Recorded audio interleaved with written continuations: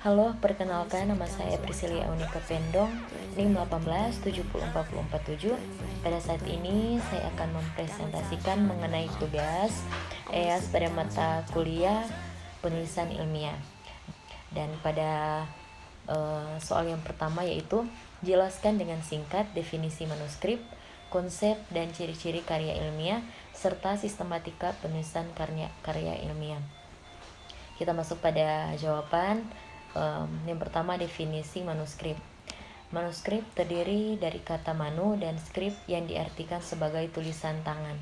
Menurut KBBI, manuskrip adalah naskah tulisan tangan yang menjadi kajian filologi atau naskah baik tulisan tangan atau dengan pena atau pensil maupun ketikan, bukan cetakan. Dan kedua, kita masuk pada konsep. Yang pertama, karya tulis ilmiah merupakan tulisan yang membahas ilmu pengetahuan yang disusun secara sistematis dengan menggunakan bahasa yang benar. Kedua, syarat minimal dalam sebuah karya ilmiah. Ketiga, menggunakan bahasa tulis sebagai media. Keempat, membahas konsep ilmu pengetahuan. Kelima, disusun secara sistematis. Keenam, dituangkan dengan menggunakan bahasa yang benar. Itu ada 6 konsep karya ilmiah. Dan kita masuk pada ciri-ciri karya ilmiah. Yang pertama, produksi. Artinya, karya ilmiah ditulis oleh peneliti atau penulis harus diterima dan dimaknai oleh pembacanya sesuai dengan makna yang disampaikan. Dan yang kedua, tidak ambigu. Sebuah karya ilmiah harus memberikan pemahaman secara detail dan tidak dikemas dengan bahasa yang tidak membingungkan. Dan yang ketiga, tidak emotif. Karya ilmiah ditulis tidak melibatkan aspek perasaan dari penulisnya. Dan yang keempat, menggunakan bahasa yang baku atau menggunakan bahasa itu meliputi setiap aspek penulisannya. Dan kelima, menggunakan kaidah keilmuan. Menggunakan kaidah keilmuan adalah istilah-istilah akademik dari bidang peneliti si penulis. Dan yang keenam, bersifat dekoratif. Menggunakan istilah atau kata yang memiliki satu makna. Dan yang ketujuh, terdapat kohesi atau karya ilmiah harus memiliki kesinambungan antara bagian dan babnya dan bersifat straightforward. Maksudnya ialah tidak bertele-tele atau tepat sasaran. Dan yang ke-8, bersifat objektif. Karya ilmiah harus bersifat objektif. Sangat penting karena karya ilmiah tidak dibuat berdasarkan perasaan penulisannya. Karya ilmiah harus menunjukkan fakta-fakta dan data-data dari hasil analisisnya. Dan yang ke-9, menggunakan kalimat efektif. Tujuan penggunaan kalimat dalam karya ilmiah agar pembaca tidak dipusingkan dengan menggunakan kalimat yang berputar-putar. Dan selanjutnya kita masuk pada sistematika penulisan karya ilmiah.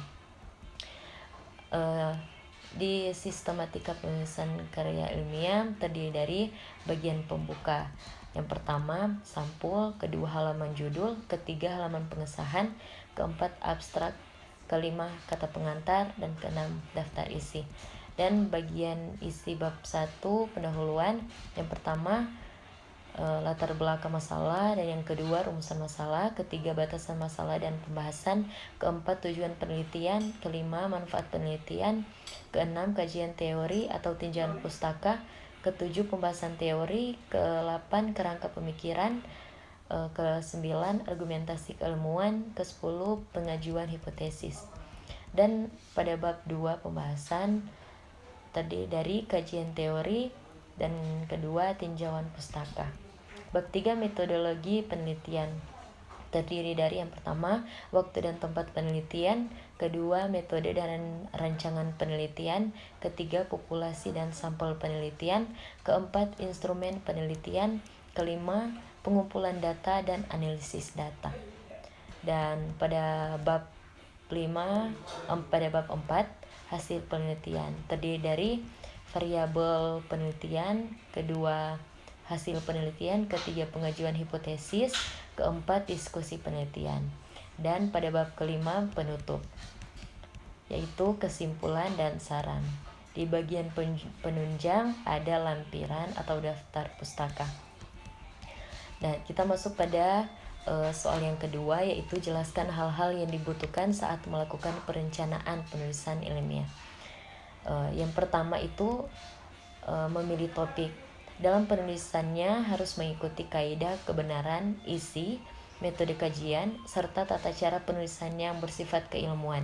Salah satu cara untuk memenuhi kaidah tersebut adalah dengan melakukan pemilihan topik yang jelas dan spesifik. Dan yang kedua, pembatasan topik. Membatasi topik tulisan menjadi lebih spesifik akan membantu penulis dan mengulas tulisannya bisa lebih gampang dan mendalam, sehingga kerangka atau tulisan dihasilkan betul-betul menjadi sebuah karya tulis yang bermutu. Dan yang ketiga, pemilihan judul. Judul akan dianggap mewakili bobot sebuah hasil penelitian yang ditulis, bahkan merupakan gambaran mutu tulisan yang akan digarap. Oleh karena itu, pemilihan judul merupakan tahap yang sangat krusial. Dan yang keempat, menentukan tujuan tulisan. Menentukan tujuan yaitu menyampaikan maksud dari penulisan ilmiah atau penelitian yang akan dibuat, sehingga pembaca dapat mengetahui manfaat yang diperoleh dari karangan ilmiah tersebut. Dan yang kelima, menentukan kerangka karangan. Sebelum membuat kerangka karangan, perlu kita susun selangkah agar tujuan awal kita dalam menulis tidak hilang atau melebar di tengah jalan. Dan yang keenam, langkah-langkah penulisan ilmiah. Metode ilmiah meneliti dan mengembangkan penulisan ilmiah adalah suatu cara untuk melaksanakan secara sistematis dan objektif. Ini kita masuk pada soal yang ketiga, yaitu jelaskan hal-hal prinsip dalam penelusuran kepustakaan. Yaitu yang pertama, meninjau kembali pustaka-pustaka yang terkait atau review of related literature.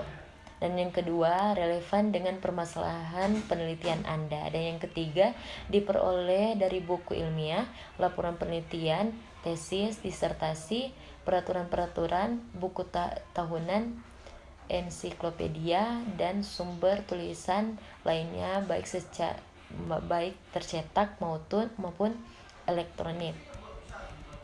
Dan soal yang keempat, yaitu uraikan secara singkat, padat, dan jelas mengenai etika penulisan ilmiah.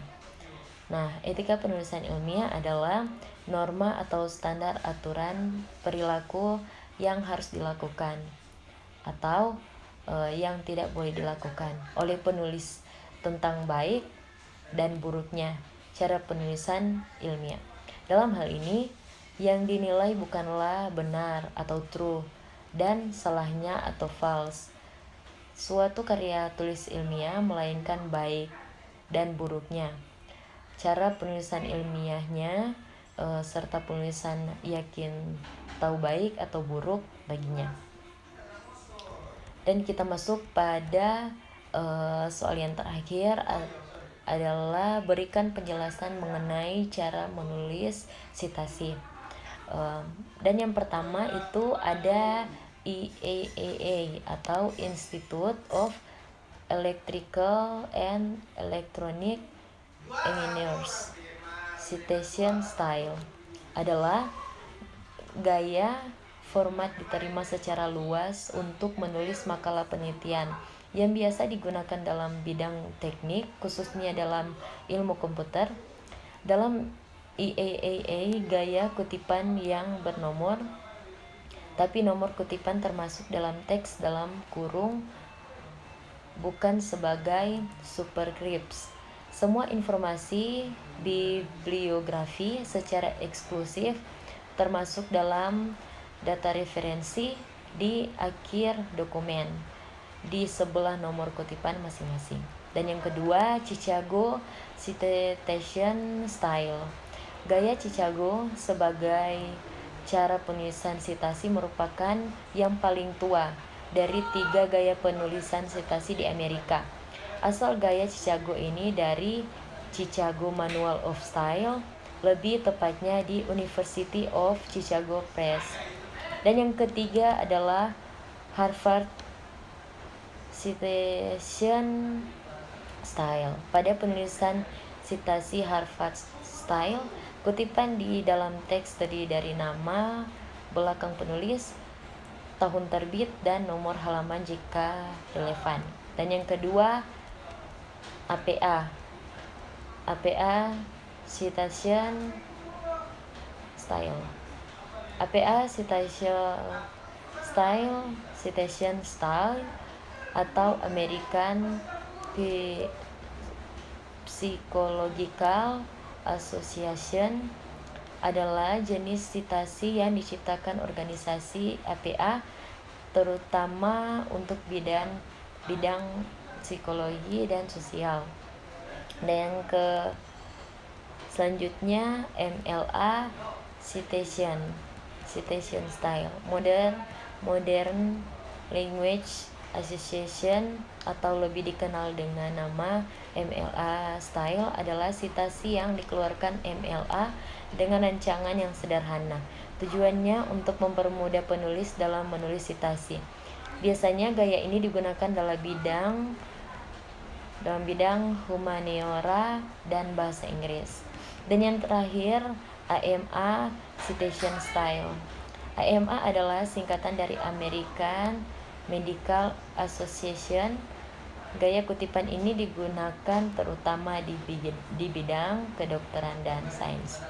Nah, itulah pemaparan saya atau penjelasan saya mengenai soal-soal pada tugas mata kuliah penulisan ilmiah. Terima kasih.